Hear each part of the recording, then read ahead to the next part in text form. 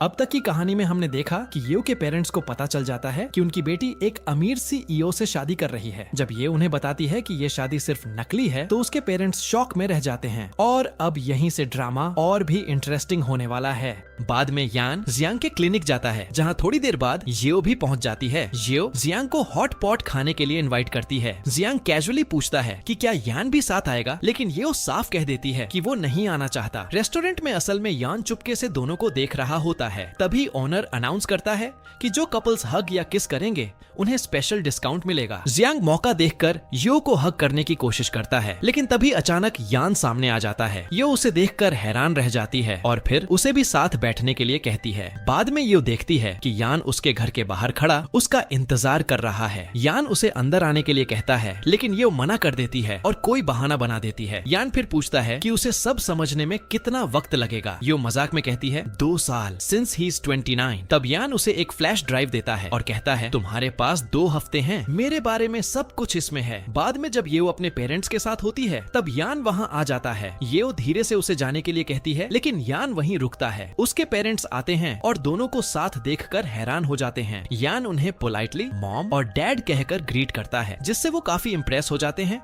और उसे डिनर के लिए इनवाइट कर लेते हैं। यान गिफ्ट्स लेकर आता है। ये उसे वापस भेजने की कोशिश करती है, लेकिन उसके पेरेंट्स इंसिस्ट करते हैं कि वो डिनर के लिए रुक जाए। डिनर के दौरान यो की मॉम यान के फैमिली के बारे में पूछती है। यान बताता है कि भाव असल में उसके भाई का बेटा है और उसने ही उसे अकेले बड़ा किया है। ये बात सुनकर यो के पेरेंट्स काफी इमोशनल हो जाते हैं। यो साइड से सब देख रही होती है और भी ज्यादा हैरान तब होती है जब यान पूछता है कि क्या वो रात को यहीं रुक सकता है। वो बताता है कि उसका ड्राइवर घर चला गया है ताकि भाव के साथ रह सके। उसकी मॉम तुरंत हाँ कर देती है और यान कॉन्फिडेंटली कह देता है कि वो येव के कमरे में ही सोएगा। येव कहती है कि वो अलग बेड ले ले, लेकिन यान साफ तौर पर इंसाइट करता है कि दोनों एक ही बेड शेयर करेंगे। यान मान लेता है कि उसे जलन होती है क्योंकि येव के पास एक असली फैमिली है जबकि उसके पास सिर्फ एक घर है। येव उसे याद दिलाती है कि उसके पास भाव है, लेकिन यान को लगता है कि वो भाव को भी एक सही फैमिली नहीं दे पाया। तभी यान को कॉल आता है, भाव को बुखार है और वो हॉस्पिटल में है। येव तुरंत वहाँ दौड़ती है। भाव दवा लेने से मना कर देता है जब तक यान खुद नहीं आता। यान येव को बताता है कि वो पहली इंसान है जिससे भाव ने इतना कनेक्शन महसूस किया है। जब येव वहाँ से जाने लगती है, यान उसे रोक लेता है और कहता है कि वो यहीं रुक जाए। उस रात भाव पहली बार येव को मॉम बुलाता है। अगली सुबह येव चुपके से निकलने की कोशिश करती है, लेकिन यान उसे रोक लेता है और सीधे कहता है पैक योर थिंग्स, तुम यहाँ शिफ्ट हो रही हो। येव कहती है कि उसने कभी इसके लिए हाँ नहीं की, लेकिन यान उसे याद दिलाता है कि भाव पहले ही उसे अपनी मॉम मान चुका है। यो ब्रश करते हुए कैजुअली बोलती है कि बच्चे अक्सर मजाक करते हैं और फिर वहाँ से निकल जाती है। थोड़ी देर बाद यो बाहर यान और भाव को देखती है। भाव दौड़ते हुए उसके पास आता है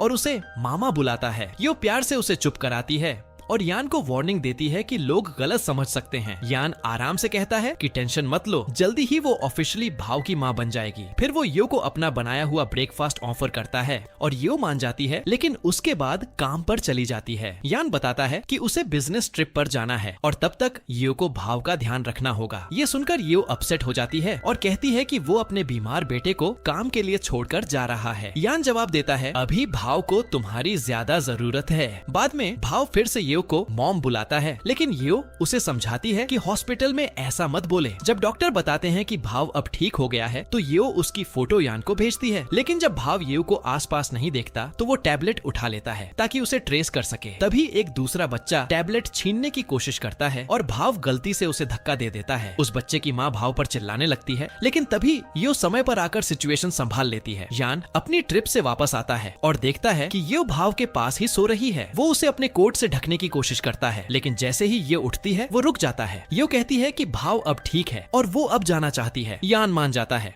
और उसे अपनी ट्रिप के गिफ्ट्स दे देता है। बाद में यान घबराया हुआ दिखता है क्योंकि भाव गायब हो गया होता है। दोनों कार में बैठकर उसे ढूंढने निकलते हैं। यो पूछती है कि क्या भाव पहले भी घर से भाग चुका है और यान मानता है कि हाँ, जब उसे पता चला था कि वो उसका असली बेटा नहीं है तब वो भाग गया था। यो अंदाजा लगाती है कि शायद वो घर पर ही होगा और उसका अंदाजा सही निकलता है। भाव घर पर उनका इंतजार कर रहा होता है। यो उसे कसकर गले लगाती है और फिर सब अंदर चले जाते हैं। यो खाना बनाती है और भाव यान से माफी मांगता है। यान उसे माफ कर देता है, लेकिन साथ ही चेतावनी देता है कि ऐसा दोबारा ना करे। इसके बाद यान किचन में यू के पास आता है और उसकी कुकिंग को लेकर उसे चिढ़ाता है। यू गुस्से में उसे कुकिंग कॉन्टेस्ट का चैलेंज दे देती है। दोनों अपनी अपनी डिश बनाते हैं और भाव यू को विजेता चुनता है।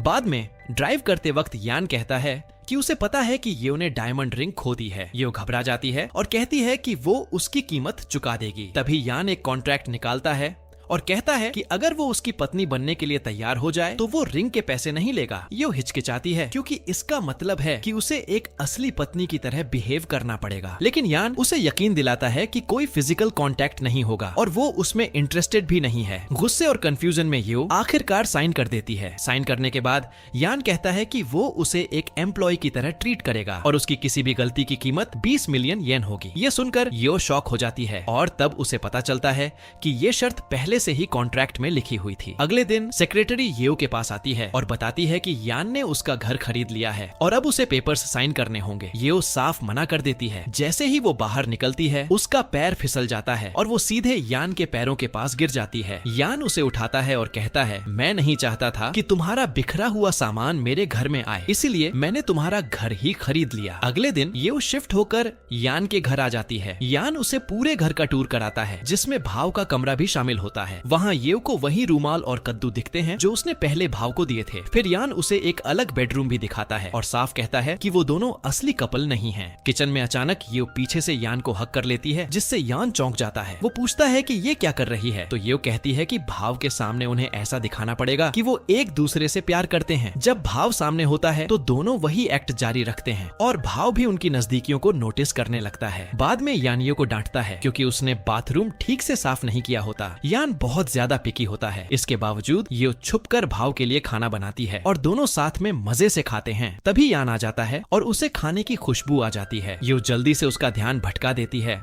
और भाव से प्रॉमिस करवाती है कि वो रोज उसके लिए खाना बनाएगी। फिर ये यान को वो जगह दिखाना चाहती है जहाँ भाव जाना चाहता था, लेकिन यान सिर्फ म्यूजियम जाने के लिए मानता है जो न ये को पसंद आता है और न ही भाव को। ये भाव को समझाती है और उससे वादा करती है कि वो उसे हर उस जगह ले जाएगी जहाँ वो जाना चाहता है। अगले सीन में ये और भाव चुपके से पार्क चले जाते हैं, लेकिन वहाँ बारिश शुरू हो जाती है। यान उन्हें ढूंढते हुए छतरी लेकर पहुँच जाता है और उसे पहले से ही पता होता है कि वो कहाँ गए हैं। घर लौटने के बाद दोनों को खांसी होने लगती है। यान उन्हें डांटता है और एक स्नैक का रैपर दिखाता है जो उन्होंने छुपाया था। इसके बाद वो सारी जंक फूड जब्त कर लेता है। बाद में ये जियांग के स्कूल जाती है। जब यान येओ के साथ जियांग की फोटो देखता है तो वो जलन महसूस करता है और कहता है, अब तुम मिसेस यान हो, अजनबियों से दूरी रखो। वो भाव को जियांग के स्कूल में पढ़ने की इजाजत नहीं देता, जिससे येओ नाराज हो जाती है। गुस्से में येओ डिनर स्किप कर देती है। यान माफी मांगने के बजाय उसे मैसेज करता है, खाना खा लो फिर बात करेंगे, जिससे येओ और ज्यादा चिढ़ जाती है। येओ अपना सामान पैक करने लगती है और कहती है कि उसे घर पर काम है। वो उम्मीद करती है कि यान उसे रोकेगा, लेकिन यान कहता है कि छुट्टी लेने के लिए पहले से रिक्वेस्ट देनी चाहिए थी। अगले दिन यान अकेले येओ के घर पहुंच जाता है, जिससे येओ हैरान हो जाती है। येओ कहती है कि किसी और नर्स को रख लिया जाए, लेकिन यान साफ कह देता है कि भाव को सिर्फ वही चाहिए। भाव अपने पिता के साथ जाने से मना कर देता है, इसलिए यान वहाँ से चला जाता है। बाद में येओ सीढ़ियों से गिर जाती है और यान पास ही होता है, लेकिन समय पर उसे पकड़ नहीं पाता। हॉस्पिटल में यांग उसकी एक्सरे लेकर आता है, लेकिन यान डॉक्टर बदलना चाहता है क्योंकि यांग उसका एक्स है। येओ यांग की काबिलियत का बचाव करती है और यांग अपनी पुरानी गलतियों के लिए माफी मांगता है। यान फिर भी येओ को घर ले आता है, चाहे वो कहती है कि उसे मदद की जरूरत नहीं है। जब यान फिर से येओ के घर आता है तो येओ उसे जाने के लिए कहती है, लेकिन यान जिद करता है कि वो उसके साथ वापस चले क्योंकि वो भाव को अकेला नहीं छोड़ सकता। जब येओ मना करती है तो यान उसे लीगल एक्शन की धमकी देता है और उसे अपनी कार में लेकर चला जाता है। यान येओ को कुछ शर्तों के साथ एक कॉन्ट्रैक्ट देता है, लेकिन येओ कहती है कि उसने पहले ही किसी और के साथ एग्रीमेंट साइन कर रखा है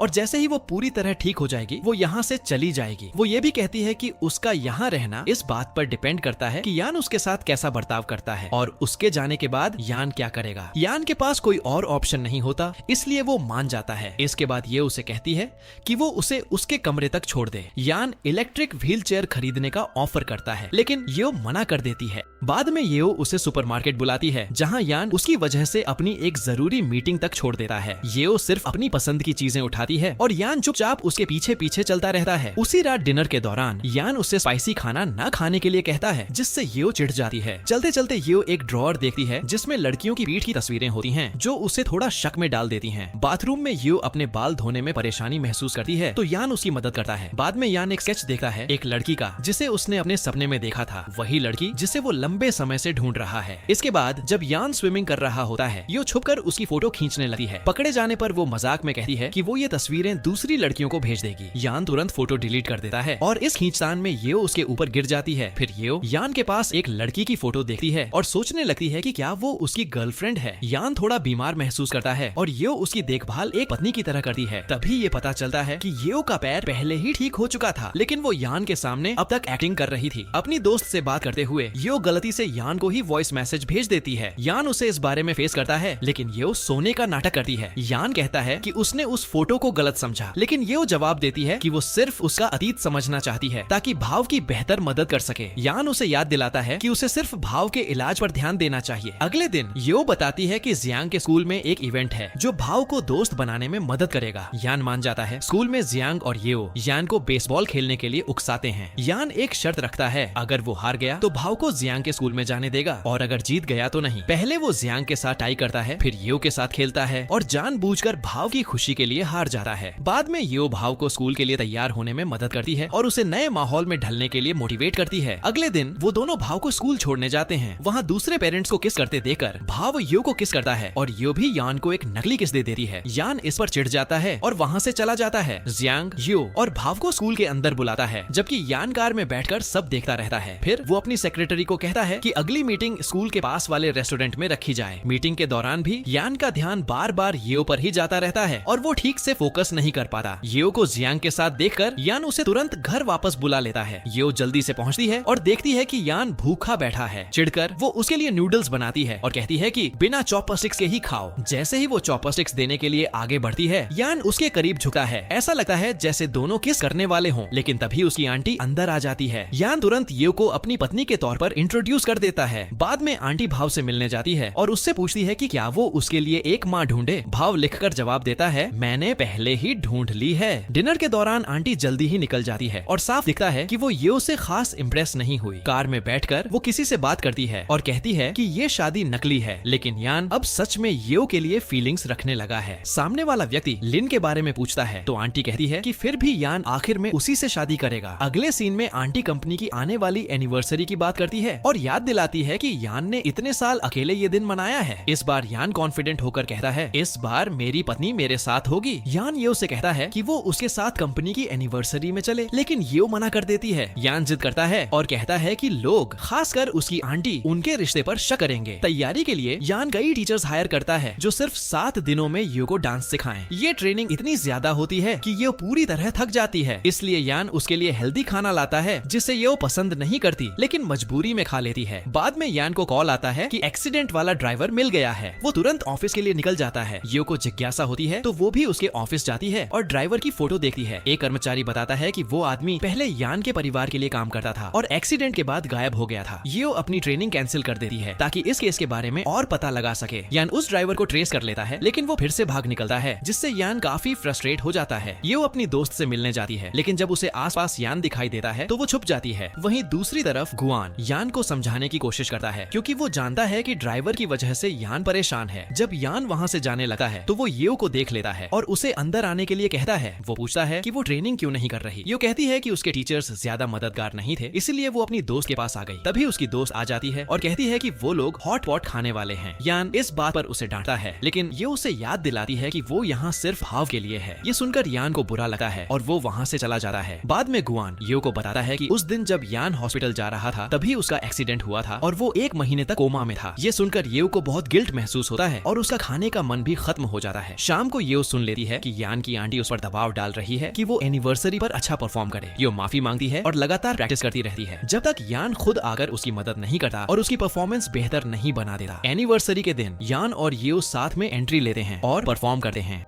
वहीं लिन भी मौजूद होती है, जिसे आंटी ने बुलाया होता है। लोग यान और लिन के पुराने रिश्ते की बातें करने लगते हैं, जिससे येओ असहज महसूस करती है। जब येओ वहाँ से जाने की कोशिश करती है तो उसका पैर लड़खड़ा जाता है, लेकिन यान समय रहते उसे पकड़ लेता है। बाद में येओ को लिन से थोड़ी जलन होने लगती है। यान उसके पैर पर मरहम लगाता है, लेकिन जैसे ही येओ लिन का नाम लेती है वो उसे इग्नोर कर देता है। अगले दिन येओ अपनी झुंझलाहट निकालने के लिए यान की फोटो वाले पिल्लो को मुक्के मारने लगती है। शोर सुनकर यान आ जाता है तो येओ तुरंत बहाना बना देती है कि वो चाइल्ड थेरेपी की प्रैक्टिस कर रही थी। जब यान फोटो देखता है तो यो मजाक में कहती है कि वो उसके साथ सो नहीं रही थी। ऑफिस जाने से पहले यो ब्रेकफास्ट ऑफर करती है और भाव के साथ बाहर जाने का सुझाव देती है, लेकिन यान कहता है कि वो बहुत बिजी है, जिससे यो को शक होता है। वो सोचने लगती है कि शायद वो लिन के साथ ब्रेकफास्ट कर रहा होगा। दोनों ऑफिस जाते हैं जहाँ यो यान के लिए ब्रेकफास्ट लेकर पहुँचती है। तभी लिन भी खाना लेकर आ जाती है। यान कहता है कि वो मीटिंग में है, लेकिन वादा करता है कि लंच साथ में करेंगे। यो और यान बाहर इंतजार करते हैं। जब यो वॉशरूम जाती है तो यान चुपके से मीटिंग रूम में जाता है और लिन की चाय में एक मछली डाल देता है। लिन उसे नोटिस करती है और यान को ग्रीट करने की कोशिश करती है, लेकिन जैसे ही वो चाय पीने लगती है मछली देखकर चौंक जाती है और चाय गिरा देती है। वॉशरूम में लिन यो का सामना करती है और उस पर इल्जाम लगाती है कि उसने भाव को उसे परेशान करने के लिए उकसाया है। बाद में यो देखती है कि यान भाव को डांट रहा है तो वो बीच में आकर कहती है कि बच्चे के साथ प्यार से पेश आना चाहिए, उसे किसी एम्प्लॉय की तरह ट्रीट नहीं करना चाहिए। यान गुस्से में यो पर ही आरोप लगा देता है कि उसने भाव को बिगाड़ दिया है। ये सुनकर यो आहत हो जाती है और भाव को लेकर घर चली जाती है। वो उसे अपने पेरेंट्स के घर ले जाती है। उसकी माँ उन्हें प्यार से स्वागत करती है और पूछती है कि क्या उसका यान से झगड़ा हुआ है। यो सवाल को टाल देती है और कहती है कि वो बस वीकेंड के लिए आई है। उधर घर वापस आकर यान देखता है कि यो वहाँ नहीं है, लेकिन उसने अपना सामान भी पैक नहीं किया है। जब यो दरवाजे पर दस्तक सुनती है तो उसे लगता है कि यान आया होगा, लेकिन दरअसल वो उसकी सेक्रेटरी होती है जो उसका सामान देने आई होती है। अचानक यो के पिता की तबीयत बिगड़ जाती है और वो अपनी माँ के साथ उन्हें हॉस्पिटल ले जाती है। डॉक्टर बताते हैं कि हालत गंभीर है और तुरंत ऑपरेशन करना होगा, जिससे उसकी माँ घबरा जाती है। यो भाव को अपनी दोस्त के पास भेज देती है। यान को जब यो के पिता के बारे में पता चलता है तो वो तुरंत वहाँ पहुँचता है और उन्हें दिलासा देता है कि सब ठीक हो जाएगा। वो ऑक्सफोर्ड के टॉप डॉक्टर्स को सर्जरी के लिए बुला लेता है। जब ये उससे पूछती है कि वो ये सब क्यों कर रहा है तो यान शांत होकर कहता है क्योंकि तुम मेरी पत्नी हो। यो फिर लिन के बारे में पूछती है तो यान कहता है कि उनके परिवारों के बीच पुराना रिश्ता है, जिससे यो चुप हो जाती है। ऑपरेशन के दौरान यो और उसकी माँ घबराते हुए इंतजार करते हैं। यान उन्हें भरोसा दिलाता है कि सर्जरी सफल होने के चांस ज्यादा हैं। वो यो को एक कैंडी देता है ताकि उसका मन थोड़ा हल्का हो जाए। कुछ देर बाद डॉक्टर आकर बताते हैं कि ऑपरेशन सफल रहा, जिससे सबको राहत मिलती है। यो अपने सोते हुए पिता का ख्याल रखते रखते खुद भी वहीं ऊँघ जाती है। यान धीरे से उसे अपने कोट से ढक देता है और उसके बालों को हल्के से सहलाता है। नींद में यो उसका हाथ पकड़ लेती है जैसे वो चिकन खाने का सपना देख रही हो। ये देखकर उसके पिता के चेहरे पर हल्की मुस्कान आ जाती है।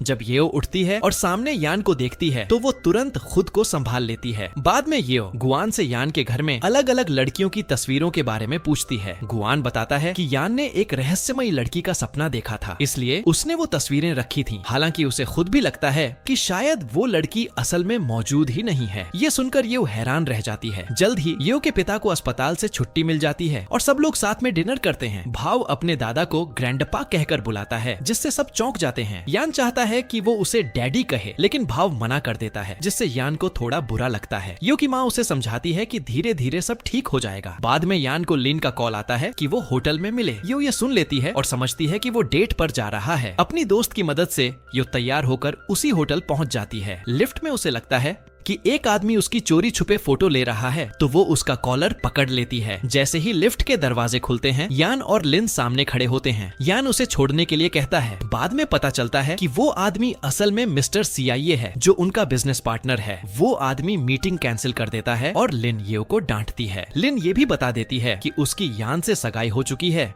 और यो पर आरोप लगाती है कि वो हमेशा परेशानियां खड़ी करती है और यान के लायक नहीं है। ये सुनकर यो बहुत दुखी हो जाती है और वहाँ से चली जाती है। यान उसके पीछे बाहर आता है। यो उससे माफी मांगती है, लेकिन यान ज्यादा नाराज नहीं लगता। वो उसे घर छोड़ने का ऑफर करता है, लेकिन तभी जियांग आ जाता है और यो उसके साथ चली जाती है। बार में जियांग उसे खुश करने की कोशिश करता है। गुआन ये सब देख लेता है और यान को बता देता है, जिसके बाद यान तुरंत वहाँ पहुँच जाता है। गुआन जियांग को वहाँ से ले जाता है और यान यो से कहता है कि वो उसके साथ घर चले। ये मना कर देती है और कहती है कि वो ये एग्रीमेंट खत्म करना चाहती है। वो समझाती है कि भाव अब ठीक हो गया है और वो अपनी करियर पर ध्यान देना चाहती है। यान उससे फिर पूछता है कि वो जाना क्यों चाहती है। यो कहती है कि उसने अपना हिस्सा पूरा कर दिया है और अब वो उसे और परेशानी नहीं देना चाहती। तब यान एक शर्त रखता है, अगर यो भाव को एक अच्छा दोस्त दिलाने में मदद कर दे तो वो कॉन्ट्रैक्ट खत्म कर देगा। यो भाव की मुलाकात एक लड़की से करवाती है और दोनों जल्दी ही अच्छे दोस्त बन जाते हैं। खेलते हुए यो बताती है कि भाव कितना बदल गया है। अब वो उस लड़की का नाम लेकर बुलाता है और शायद आगे चलकर यान को डैडी भी बुला सकता है। आखिर में यो अपनी शादी की अंगूठी